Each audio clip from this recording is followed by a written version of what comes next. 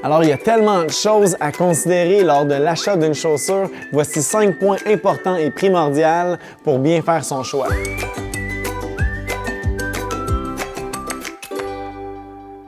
Bienvenue dans cette série de vidéos où on aide les gens à trouver le bon soulier. Cet outil s'appelle « À chacun son soulier ». Je m'appelle Dominique Royer, je suis kinésiologue et je travaille à la boutique Endurance depuis 9 ans. Voici 5 éléments très importants à considérer pour son choix final. La première chose, s'assurer de la bonne pointure. La deuxième, est-ce que la marque a tant d'importance? Ensuite, le coussinage de la chaussure. Quatrièmement, il y a aussi le type de soulier, donc les 4 différentes catégories. Et la dernière, de démystifier la chaussure de performance. Donc le premier point, la grandeur de la chaussure. C'est super important en course à pied de prendre un peu plus grand que lorsque on choisit une chaussure de ville. C'est important d'avoir suffisamment d'espace dans la chaussure pour que le pied puisse respirer et que la circulation sanguine se fasse bien.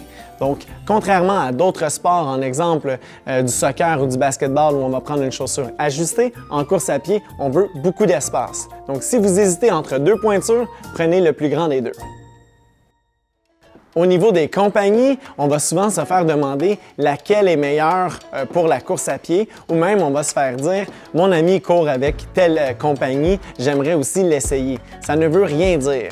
Donc, pour les premières fois, pour une première sélection de chaussures, allez-y selon les critères que nous avons parlé dans les différentes vidéos et au fur et à mesure que les années vont avancer, vous allez découvrir votre compagnie préférée. Au niveau du coussinage sous le pied, si on n'est pas au courant de quel est notre profil de coureur, restons loin des extrémités. Pourquoi? C'est que si on a trop de coussinage sous notre pied, on va avoir tendance à courir lourdement en profitant de la semelle.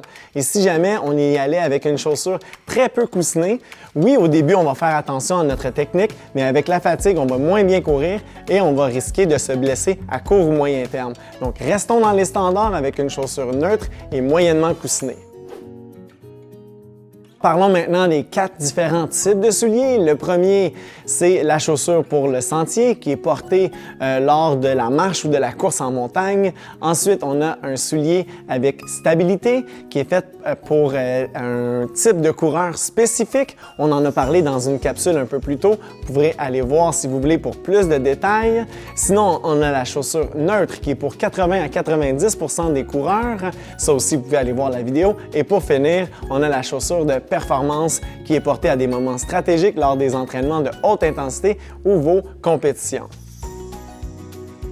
Parlant de chaussures de performance, on en a parlé dans la vidéo où on mentionne les 4 différents types de souliers. C'est une chaussure qu'on ne porte pas 100% du temps, c'est fait pour des entraînements spécifiques de haute intensité. Allez voir la vidéo.